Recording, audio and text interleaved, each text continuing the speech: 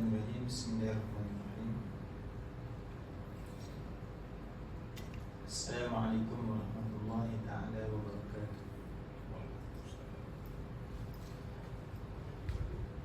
Alhamdulillahi rabbil alamin wa bihi nasta'in wa salatu wassalamu ala asyrafil anbiya'i wal mursalin sayyidina wa maulana wa ala alihi wa ashabihi ajma'in. Subhanaka la ilma lana illa ma 'allamtana innaka antal alimul hakim. Wa la haula wa la quwwata illa billahil 'aliyyil 'azim. Wa nusalli wa nusallim 'ala an-nabiyil karim al-mustafa sallallahu alaihi wasallam wa ala alihi wa ashabihi wa zurriyyatihi wa tabi'in wa tabi'ihim bi ihsanin ila yaumiddin. Allahumma faqihna fid din waftah alina futuhal arifin waj'al a'malana khalisatan liwajhikal karim. Allahumma aftah bainana wa baina qawmina bil haqqi wa anta khairul fatihin. Allahumma rizqna ilman nafi'a wa rizqna fahma. Pertama sekali mari kita sama-sama melafazkan kesyukuran kita kehadrat Allah Subhanahu wa taala. Di atas izin dan rahmat Allah Subhanahu wa taala dapat kita bersama-sama pada tengah hari ini. Diberi kesempatan dan diberi peluang oleh Allah. Mudah-mudahan dengan kesempatan dan peluang yang Allah Subhanahu wa taala berikan kepada kita, mudah-mudahan perbincangan kita pada tengah hari ini diberkati dan dirahmati oleh Allah Subhanahu wa taala insyaallah. Qala Allah Subhanahu wa ta'ala, a'udzubillahi minasyaitonir rajim.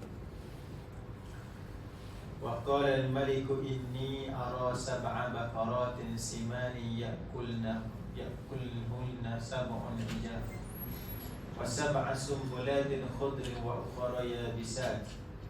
Ya ayyuhal mala'u aftuni fi ru'yaya in kuntum li ru'ya ta'burun. Qalu adwasu ahlamin wa ma nahnu bita'wil. Sadaqallahul azim. Yaitu wa qala al-maliku inni, dan telah berkata raja tersebut, sesungguhnya aku bermimpi melihat 7 ekor lembu yang gemuk dimakan oleh 7 ekor lembu yang kurus, dan 7 tangkai gandum yang hijau dan 7 tangkai lain yang kering. Wahai menteri-menteri aku, terangkanlah kepada aku tentang takbir mimpiku jika kamu termasuk di kalangan orang yang boleh mentadbirkan ataupun menafsirkan berkenaan dengan mimpi tersebut. Ini tuan-tuan yang dirahmati oleh Allah Subhanahu wa taala, daripada surah iaitu surah Yusuf ayat yang ke-43,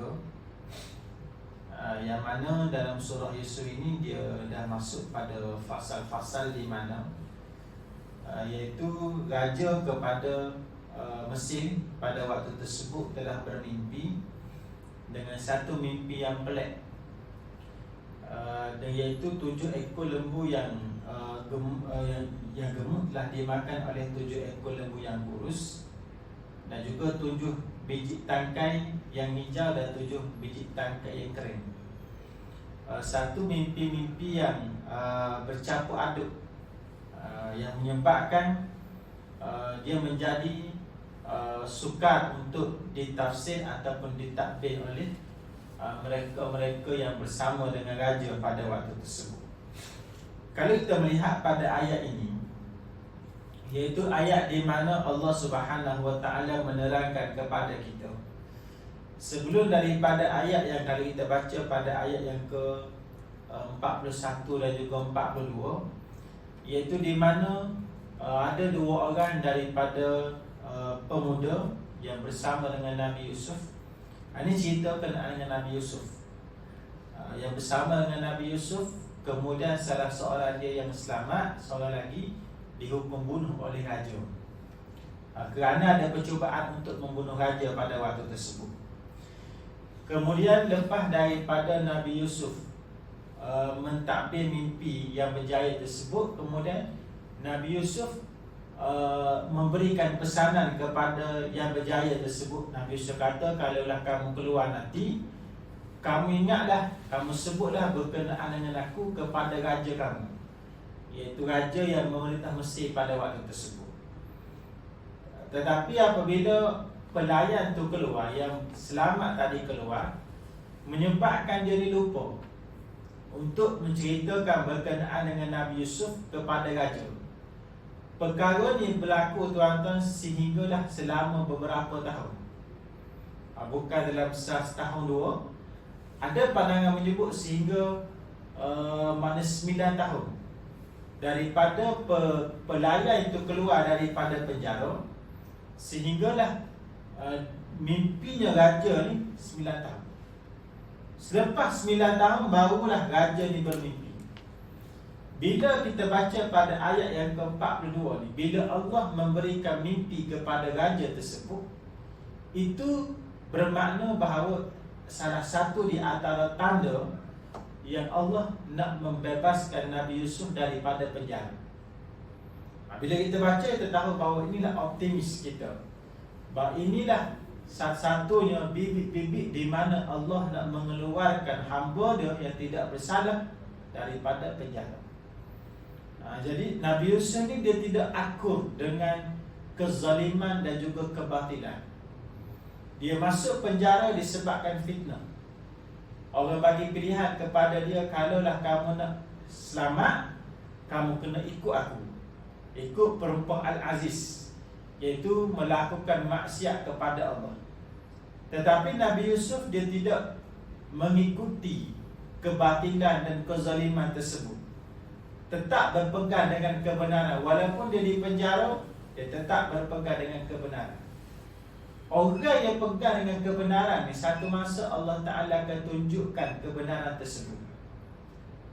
Allah tidak akan mensia-siakan hamba-Nya yang berpegang dengan kebenaran. Orang yang berpegang dengan kebenaran ni, dia akan dapat redha Allah, dan dia akan dapat kemenangan yang mutlak sewaktu mana hidup di atas dunia ni. Kan? Dia bukan dalam sehari dua. Mungkin sehari dua orang boleh buat zalim pada dia. Tapi bila dia pegang dengan kebenaran tersebut, akhir sekali Allah Ta'ala akan tunjukkan kebenaran. Waktu tu dia akan mendapat kemenangan yang mutlak. Seperti mana kisah Juraij, yang mana dia ni dituduh berzina. Juraij kan dia seorang ahli ibadah. Dia beribadah pada Allah, sehinggalah maut dia datang hari pertama, maut dia datang hari kedua, maut dia datang hari ketiga. Dia tengah semayang pada waktu tersebut. Dia tak berhenti semayang, mak dia datang pun dia duduk semayang juga, dia duduk solat juga pada waktu itu. Sehinggalah mak dia berdoa pada Allah, ya Allah, jangan kamu matikan Juraij. Sehinggalah dia diuji dengan pelacur. Waktu tu Allah memakbulkan doa mak dia. Jadi walaupun Juraij seorang awliya, seorang wali, tetapi doa ibu itu lebih power daripada doa seorang wali. Allah makbulkan doa ibu dia. Akhir sekali datang perempuan pelacur, datang menggoda dia, dia tolak, dia tepis. Kemudian akhir sekali dia dituduh berzina dengan perempuan tersebut, sehingga orang merobohkan tempat ibadah dia, dan dia diheret kan di tengah-tengah bandar, lalu disaksikan oleh pelacur-pelacur di bandar. Dia diheret, tuan-tuan. Waktu tu Juraij senyum. Orang tanya, kenapa kamu senyum? Dia pun jawab, dia kata, aku senyum kerana aku telah merasakan bahawa aku telah terkena doa daripada ibu aku. Waktu tu pelacur-pelacur duk tengok ada dia, dan pelacur pada waktu tu duk suka, duk gelak kepada Juraij, kerana orang ni yang dianggap mulia, tetapi mana diheret disebabkan kes pelacuran. Jadi dia tahu Ustaz yang memang dia doakan. Dia tahu. Dia tahu. Dia seorang awliya. Dia seorang awliya. Kan? Dia senyum, dia pun dia tahu, dia senyum. Lepas dia kata, aku telah terkena doa daripada ibu. Akhir sekali dia dibawa pergi ke istana. Lalu dia minta supaya bawa budak tersebut datang. Dia pegang pada perut budak tersebut. Dia minta, wahai budak, siapakah bapa kamu? Lalu budak tu menceritakan, ayah aku lah fulan bin si fulan. Budak tu boleh cakap, bayi tu boleh cakap. Kemudian akhir sekali orang pun nak membina semula, minta maaf kepada Juraj, lalu nak bina semula tempat ibadah dia, sehingga nak bina tempat ibadah tersebut daripada emas. Juraj kata tak perlu, bina semula tempat ibadah tersebut seperti mana yang telah kamu robohkan, kan? Jadi nak sebut pada kita tuan-tuan, Juraj dia tak tukar. Kebenaran tu dia tetap berpegang juga. Akhir sekali Allah Ta'ala akan menunjukkan kebenaran dia, kan? Waktu tu orang yang berpegang dengan kebenaran ni, dia akan mendapat kemenangan yang mutlak. Jadi kena sabarlah, orang pegang dengan kebenaran, dia akan dapat kemenangan. Tapi dia kena bersabar. Itu dia kena sabar, sebab kebenaran tu dia tidak boleh ubah, tuan-tuan. Kebenaran ni dia tidak boleh ubah, sebab dia adalah satu benda yang telah termaktub. Macam kita lah, tambah 2 tambah 2, 2 tambah 2 dia akan jadi 4.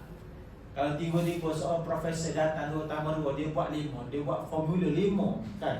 2 tambah 2 jadi 5. Kita tetap pegang juga 4, walaupun orang kutuk kita pada waktu tu, satu kelas kutuk kita, mengherdik kita, orang tengah kita ni tak pandai, kita pegang juga 2 tambah 2 memang 4. Akhir sekali dia akan terbukti juga 4. Sebab memang 2 tambah 2 ni, maknanya 2 tambah 2 ni memang akan jadi 4, dia tak akan jadi 5. Kebenaran dia macam tu, dia memang telah termaktub dah. Sebab itulah berpegang dengan kebenaran, Allah Ta'ala tidak akan mensia-siakan kita. Iaitu sebab tu bila raja ni dia mendapat mimpi, itu sebagai satu tanda bahawa Allah Ta'ala nak membebaskan Nabi Yusuf daripada penjara. Tapi dengan cara mana? Dengan cara diberikan mimpi kepada raja. Sebab kita tengok hikmah kenapa Allah Ta'ala tidak membebaskan awal Nabi Yusuf. Allah boleh membebaskan awal Nabi Yusuf, tetapi kenapa Allah Ta'ala membebaskan selepas daripada mimpi raja? Kerana Allah nak memberikan jawatan kepada Nabi Yusuf AS. Bila dia keluar, kalau dia keluar awal tuan-tuan, agak-agak ke manakah tempat Nabi Yusuf akan pergi selepas daripada itu? Mungkin dia balik semula ke Palestin, kan? Dia mungkin pergi tempat-tempat lain. Cara untuk dia jadi menteri itu sukar. Tapi bila dia keluar pada waktu ni, dan hanya dia satu-satunya orang yang dapat mentadbir mimpi raja, dan dialah satu-satunya orang yang dapat memberikan penyelesaian solusi kepada masalah yang berlaku dalam negara. Hanya dia seorang saja yang boleh bagi tahu. Sebab itulah dia layak memegang jawatan tersebut. Maknanya kebolehan dia, kepintaran dia, kehebatan Nabi Yusuf dilihat pada waktu tersebut selepas daripada mimpi raja. Itu dapat dilihat, tuan-tuan. Jadi sebab itulah kalau terlihat kenapa Allah mengeluarkan Nabi Yusuf, kerana itulah waktu yang tepat yang mana yang Nabi Yusuf keluar, dia boleh jadi pembesar. Sebab tu setiap benda yang Allah Ta'ala tentukan itu, tuan-tuan, dia berlaku dengan tepat, kan? Memang sesuai dengan keadaan dan dengan masa tersebut. Lepas tu kemudian pada ayat yang ke-44, qalu adrasu ahlam. Lalu pembesar kata, kami tidak dapat mengetahui apakah mimpi tersebut. Kami bukan termasuk di kalangan orang-orang yang mengetahui tentang maksud mimpi itu. Mimpi itu bercampur aduk, kan? Sedangkan teknologi ataupun ilmu yang mahal pada waktu ni adalah ilmu mentadbir mimpi. Agak mustahil kalau raja tidak ada di kalangan menteri-menteri dia ialah orang yang boleh mentadbir mimpi, kan? Kalaulah cerita Firaun kan ada dia punya ahli nujum negara, takkan raja zaman tersebut tak ada ahli nujum dia? Mesti ada. Tetapi ahli nujum mereka tidak dapat mentadbir mimpi tersebut. Kata di luar daripada bidang ilmu mereka. Kemudian Allah Ta'ala sebut lagi, wa qala alladhi naja minkum. Lalu telah berkata orang yang berjaya, kan, dulu pelayan yang berjaya yang pernah bersama dengan Nabi Yusuf, waddakara ba'da ummah. Dia sebut, dia kata dia cuba nak mengingati balik benda yang berlaku 9 tahun lepas. dia pernah bersama dengan Nabi Yusuf dalam penjara. Waktu tu dia ingat bahawa dalam penjara ada seorang yang bernama Yusuf yang boleh mentakbir mimpi dengan tepat. Kan? Jadi Allah Ta'ala sebut waddakara ba'da ummah. Kan? Dia sebut dengan waddakara. Kan? Maknanya dia ingat tu sebut tuan-tuan, ulama sebut dia ingat tu dengan ingatan yang dia perah keringat dia nak ingat benda yang memori 9 tahun lepas. Kan? Walaupun benda tu dah lama dah, tetapi Allah memberikan ilham kepada dia, kepada pelayan tu tadi, sehingga dia diingat kepada Nabi Yusuf AS. Ini nak sebut pada kita bagaimana Allah lah yang menentukan segala-gala ni. Allah yang buat. Yang bagi mimpi pada raja tu Allah. Yang bagi supaya pelayan teringat pada Nabi Yusuf juga Allah. Kan? Jadi kita ni tuan-tuan, kalau Allah Ta'ala nak bagi sesuatu kepada kita, Dia akan permudahkan segala urusan-urusan kita. Kalau itu memang jodoh kita, kalau itu memang hak kita, kalau itu memang rezeki kita, kita akan dapat. Kan? Jadi benda rezeki ni dia tak perlu nak usaha banyak. Kalau Allah Ta'ala bagi, Dia akan bagi. Kan? Jadi sebab tu bila kita usaha, bila kita dapat sikit ke, kita dapat banyak, kita bersyukur pada Allah. Orang yang dia kasih pada Allah, dia sayang pada Allah, bila dia dapat satu benda tuan-tuan, dia akan bersyukur. Kan, dia akan seronok benda tu. Sebab apa? Sebab dia melihat siapakah yang telah memberikan kepada dia. Dia tak tengok nilai tu, dia tengok bahawa Allah yang bagi pada dia. Orang yang dia sayang bagi pada dia, menyebabkan dia akan seronok, dia akan sayang, dia akan suka, walaupun sikit ke walaupun banyak. Kan? Dia macam cerita apa? Laila Majnun. Kan, cerita Laila Majnun ni pelik Qais dan juga Laila. Bukan Laila, bukan lelaki tu bukan nama Majnun. Lelaki-lelaki tu nama Qais. Qais dengan Laila ni, Qais ni amat kasih dan cinta pada Laila. Dan orang sebut bahawa Laila ni tak comel pun. Bukan perempuan yang cantik. Kan, orang tengok, ish, Laila ni tak ada comel pun. Seorang pembesar, bila orang cerita berkenaan dengan Qais amat mencintai Laila, dia pergi tuan-tuan, dia tengok, ish, Laila ni tak comel pun. Dia sebut, dia kata, khadam aku yang paling hidup itu pun lebih comel daripada Laila. Tapi kenapa Qais tu cinta pada Laila? Kan? Laila jawab apa? Dia kata, kalaulah mata Qais itu berada dalam mata kamu, barulah kamu akan melihat bahawa kecantikan, maknanya kecantikan Laila tu macam mana. Oh, sampai hak tu tuan. Mata dia tu, kalau mata dia ni duduk pada orang lain, barulah waktu tu akan nampak kecantikan Laila. Laila, dia satu hari Laila ni, dia rumah dia buat majlis. Kan? Qais ni tuan-tuan, dia pergi pada majlis tersebut. Dia ambil pinggan. Kan, dia ambil pinggan, dia pun bagi pada Laila untuk bagi untuk letak nasi. Laila ni marah pada dia. Laila ambil pinggan tersebut, Laila pun campur pinggan, pecah pinggan tersebut. Bila pecah pinggan tersebut, Qais ni senyum, suka senyum. Kan, orang ambil pinggan, pecah pinggan depan kita, mesti kita akan malu kan. Tapi Qais ni senyum, suka senyum. Lepas tu dia pun bagi semula. Waktu tu orang tanya, kenapa kamu senyum? Tidakkah Laila telah menghina kamu pada waktu tu? Dia kata, tak, Laila bukan menghina aku. Laila ni sebenarnya dia sayang pada aku. Dia ambil pinggan tersebut, dia pecahkan sebab dia nak minta aku berbaris semula, sebab dia nak jumpa aku dia nak jumpa aku banyak kali. Kan? Lepas dia pecah pinggan, dia baris semula. Lepas baris semula, boleh jumpa pula Laila. Kan? Ambil pinggan, pecah pula, baris balik.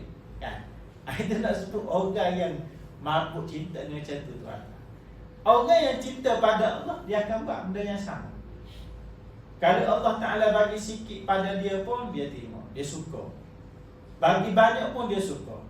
Bagi musibah ataupun nikmat pun dia akan suka, sebab dia melihat yang memberi itu ialah Allah. Dia tak lihat apakah yang Allah Ta'ala bagi pada dia. Tapi dia tengok apakah sumber yang dia dapat tu daripada mana. Kalau daripada Allah, waktu itu dia akan syukur, dia akan seronok kerana cinta dan kasih dia kepada Allah Subhanahu Wa Taala. Sebab tu kalau kita tuan-tuan tiba-tiba kalau dapat nikmat kita senyum. Bila dapat musibah, kita salahkan diri kita, salahkan kepada takdir. Kena cek balik keimanan kita pada Allah, kasih sayang kita pada Allah macam mana, kan? Sebab Allah mengetahui apa yang dia tentukan, yang dia berikan kepada kita, tuan-tuan. Jadi nak sebut bagaimana Allah buat perjalanan untuk Nabi Yusuf keluar tu. Pelayan tu yang lupa dah pada Nabi Yusuf 9 tahun, tiba-tiba boleh ingat. Kemudian dia pun berjumpa dengan Nabi Yusuf alaihissalam. Dia sebut, dia kata, Yusuf ayyuhas siddiqu, wahai Yusuf, orang yang benar. Aftina fi sab'i baqaratin. Aku ni datang ada masalah. Raja telah bermimpi. Kamu ceritakan kepada aku apakah di sebalik takbir mimpi 7 ekor lembu yang gemuk dimakan oleh 7 ekor lembu yang kurus. Biasanya yang kurus dimakan oleh yang gemuk. Tapi dalam mimpi tersebut, yang gemuk ni telah dimakan oleh yang kurus. Yang kurus tu pergi makan yang gemuk. Kemudian 7 tangkai yang hijau, kemudian sebelah lain 7 tangkai yang kering. Apa maksud dia? Maksud di sebalik mimpi tersebut, kan? Jadi pelayan itu, bila dia jumpa dengan Nabi Yusuf, dia tidak melakukan tambah ataupun pengurangan dalam maklumat. Apa yang disampaikan oleh raja, itulah yang disampaikan oleh pelayan tadi kepada Nabi Yusuf. Bermaksud bahawa orang ini adalah seorang yang benar. Percakapan dia seorang pemberita yang jujur. Kalau dah, kan, dia punya orang yang bawa berita ni salah, dia tukar. Contohnya 7 kerbau yang gemuk dimakan oleh 7 mana kambing yang kurus. Mana dia tukar. Makan tu sama tapi jenis binatang tu berlainan. Dia mungkin akan membawa takbir mimpi yang berbeza. Tapi disebabkan orang ni jujur, dia tidak melakukan kezaliman dan dia boleh memberikan manfaat kepada semua masyarakat. Sebab tu orang ni dalam pemerintah, penyampai maklumat ni dia kena benar, dia kena jujur. Dia salah dalam menyampaikan maklumat, dia akan membawa kepada kebatilan, dia akan membawa kepada kezaliman pada orang lain, kan? Sebab tu dia kena jujur, tuan. Orang mukmin dia kena jujur. Orang mukmin orang mukmin ni dalam membawa berita dia tidak akan berbohong. Itu sifat orang mukmin. Para sahabat pernah tanya, ya Rasulullah, mungkinkah orang mukmin ni dia bakhil? Nabi kata mungkin bakhil, mungkin boleh jadi bakhil, kan? Haji bakhil berita itu ada, kan?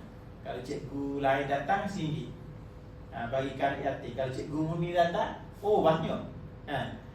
Budak-budak lah boleh pegang duit banyak-banyak, kan? Tukar, kan? Haji bakhil.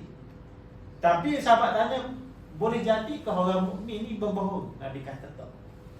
Tidak mungkin orang mukmin itu akan berbohong.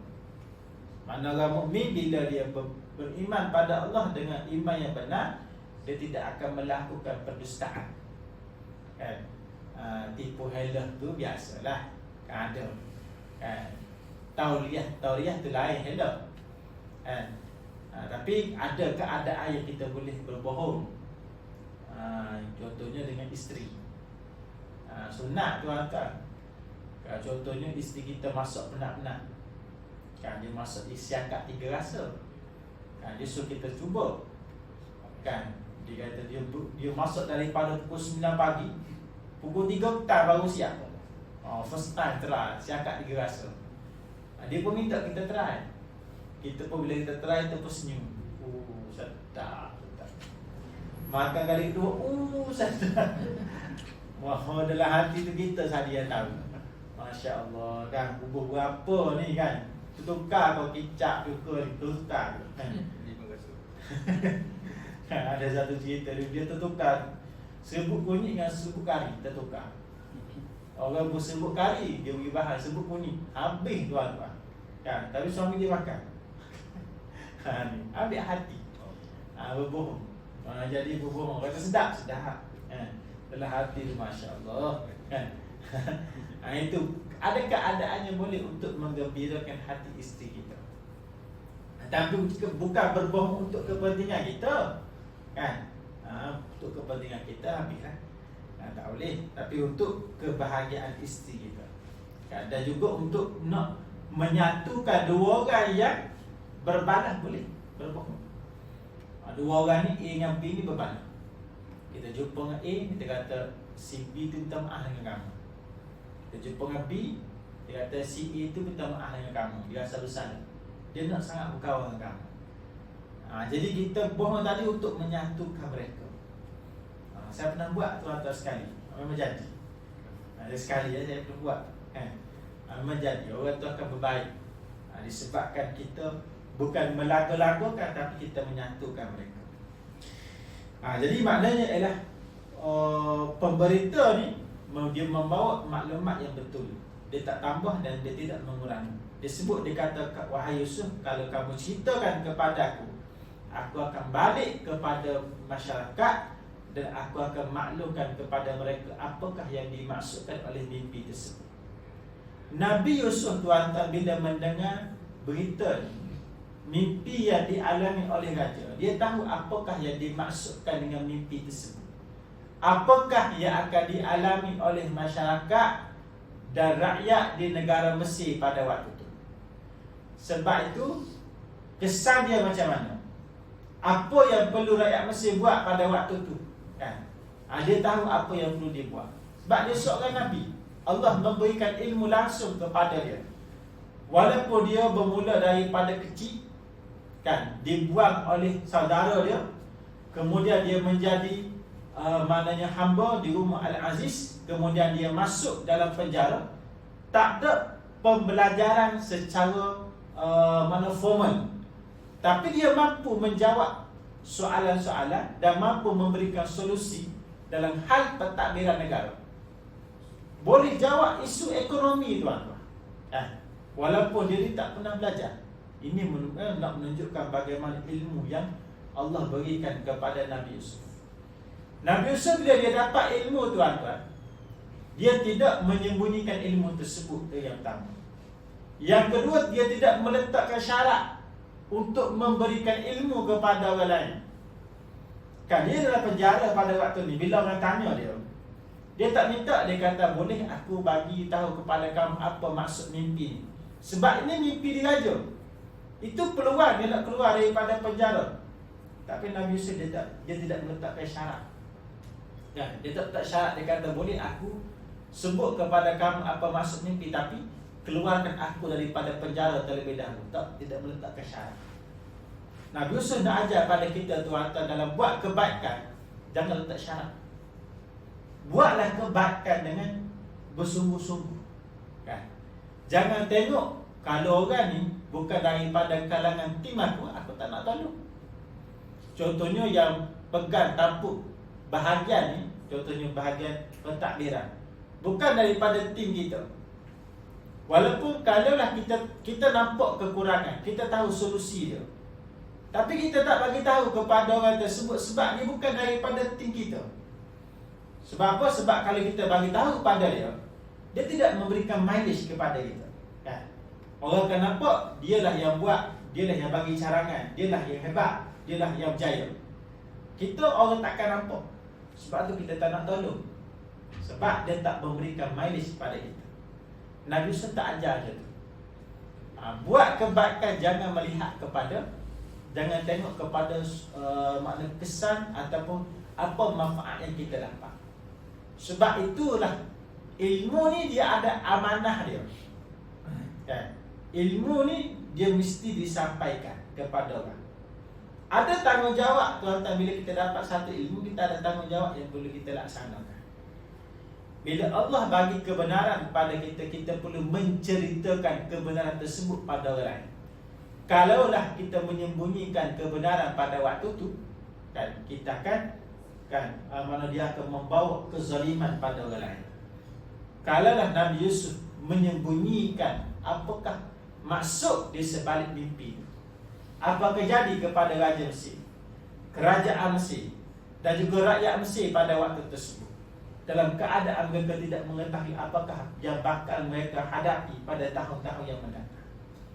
Tapi Nabi Yusuf dia cerita, dia sebut, dia kata qala tazra'una sab'a sinina da'aba. Nabi Yusuf kata, kamu hendaklah kamu mana bertanam, cucuk tanam selama 7 tahun sebagaimana biasa. Kemudian kamu perlu menambahkan produktiviti, tanam dengan banyak selama 7 tahun yang pertama. Kemudian hendaklah kamu fama hasadtum fazaruhu, apa yang kamu dapat, yang kamu hasil tadi, kamu kena tinggalkan pada tangkai dan kamu buat daripada tangkai. Ambil sikit sahaja untuk kamu makan, yang lain kamu tinggal dan kamu simpan. Kenapa? Summayati, kerana selepas daripada itu, selepas daripada 7 tahun yang pertama tadi, akan datangnya 7 tahun yang syidadun, 7 tahun yang kemarau. Yang kamu simpan tadi itulah yang kamu akan makan pada 7 tahun yang kedua. Contohnya dapat produktiviti biasanya sekilo sehari, dia kena tambah dari 2 kilo sehari. Ambil sekilo untuk makan, sekilo lagi untuk kamu simpan. Cara simpan Nabi Yusuf ajar cara dia, cara nak buat penyimpanan tu macam mana.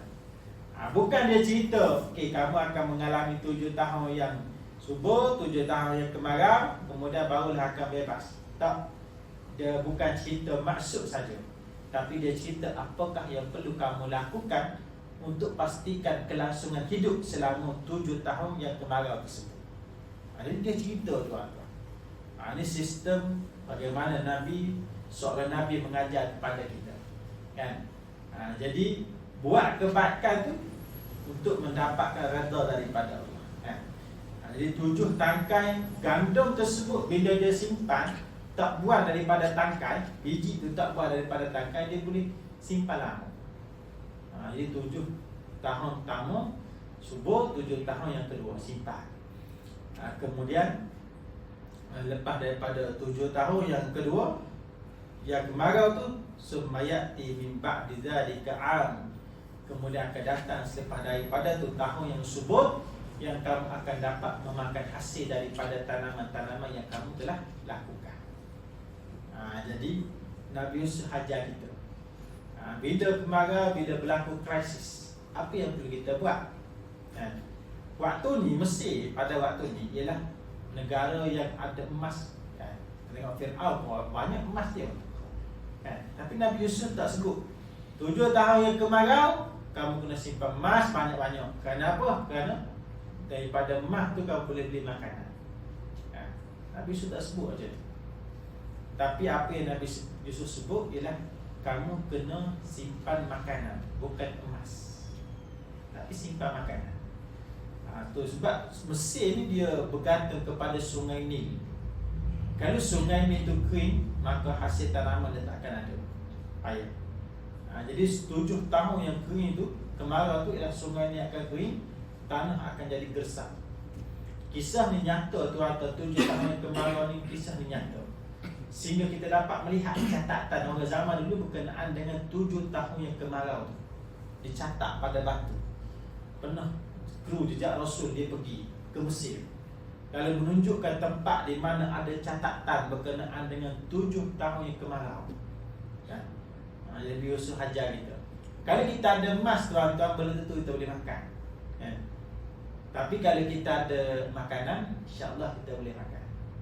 Ini berlaku krisis. Waktu krisis inilah yang perlu kita buat. Jadi untuk negara kita ni dia akan jadi masalah lah, kan? Negara kita ni nak simpan banyak tak boleh, sebab hasil tanaman yang kita keluarkan tidak boleh menampung untuk bekalan seharian bagi penduduk negara kita. Beras terpaksa kita import, kan? Ikan kita juga import, daging pun import juga, kan? Padahal tanah kita adalah tanah yang subur, tanam apa pun naik tuan-tuan, kan? Kalau daun teruk dia tak naik, kan? Jadi maknanya kita dikelilingi oleh laut.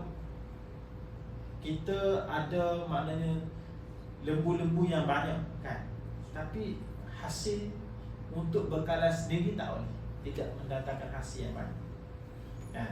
Duduk tepi laut tapi ikan berharap pada orang lain. Ada tanah yang subur berharap pada orang lain. Kalaulah berlaku krisis yang berpanjangan, tuan-tuan tengok di India berlakunya El Nino.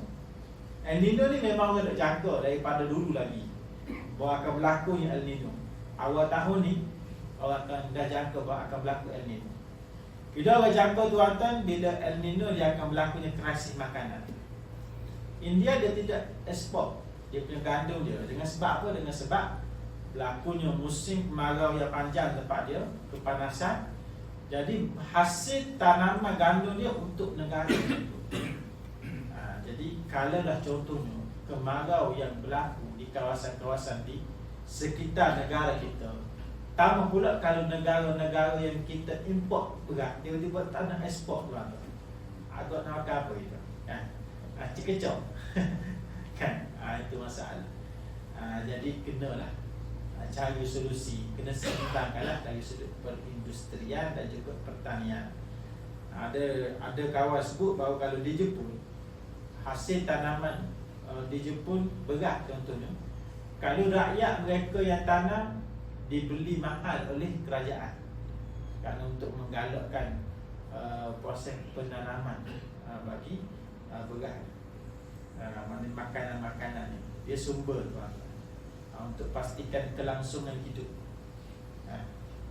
Itulah kita belajarlah daripada Nabi Yusuf berkenaan dengan bagaimana cara menguruskan negara dan menguruskan mana ekonomi dan sebagainya. Mungkin tuan-tuan lebih mengetahui dah cara menguruskan kaedah-kaedah formula dan sebagainya. Cuma yang kita boleh belajar, kita belajar daripada konsep asas yang telah disebut dalam Al-Quran, supaya setiap daripada ayat yang Allah Ta'ala turunkan dia jadi hidayah kepada kita, boleh merubah kehidupan kita, boleh menjadikan kehidupan kita, diri kita menjadi orang yang lebih baik kan? Bukan menjadi orang yang lebih sombong kepada Allah Subhanahu Wa Ta'ala kan? Jadi setiap benda tu kita perlu belajar tuan-tuan. Belajar ni dia tidak merendahkan kemampuan kita. Kita belajar daripada seseorang, dia akan menambahkan kita punya apa, kehebatan dan keistimewaan kita kan. Sebab tu ilmu agama ni kena belajar setiap masa kan? Ilmu ni kena belajar setiap waktu, dan jangan ada keinginan untuk kita berhenti daripada belajar ilmu tersebut kan. Guru saya umur dekat 50 lebih, lebih ke 60 kan, dekat 60 lah kan umur dia. Daripada dia buka pondok kan, dia buka pondok pada tahun 1999 ke tahun 2000 dia buka. Daripada dia umur 2010 dia buka madrasah, dia buka pondok, tapi dia tetap juga menghadiri kelas pengajian seminggu sekali dengan guru, dengan seorang guru maknanya seorang guru di Fatani lah. Mana hari-hari setiap minggu belajar juga, walaupun untuk guru besar ni, buka pondok, buka madrasah kan. Maknanya daripada dia muda dia belajar sampai umur 60 dia pun belajar. Belajar yang istiqomah lah. Dia bawa kitab dia untuk belajar kan, dia tanda, dia hafal sebagainya. Umur 60 pun belajar. Itu di antara dia. Sebab kelebihan belajar tu dia akan ada lah. Dia bukan bila tunggu pergi belajar menyebabkan kita kata bahawa orang ni tak pandai ni. Tak. Dia menambahkan lagi ilmu dan menambahkan lagi kemuliaan bagi orang tu. Ya cukuplah sekarang sikit berkata. Mudah-mudahan Allah Subhanahu Wa Ta'ala merahmati dan memberkati pertemuan kita pada tengah hari ini. Jadi yang baik terdatang lagi pada Allah, yang berkelemahan saya. Assalamualaikum warahmatullahi wabarakatuh. Amin ya rabbal alamin. Allahumma yanfa'na bima 'allamtana wa 'allimna bima yanfa'una. Rabbana atina fid dunya hasanah wa fil akhirati hasanah wa qina adzabannar. Sallallahu alaihi wa sallam Muhammad wa ala alihi wa sahbihi wa barak wa sallam. Alhamdulillah.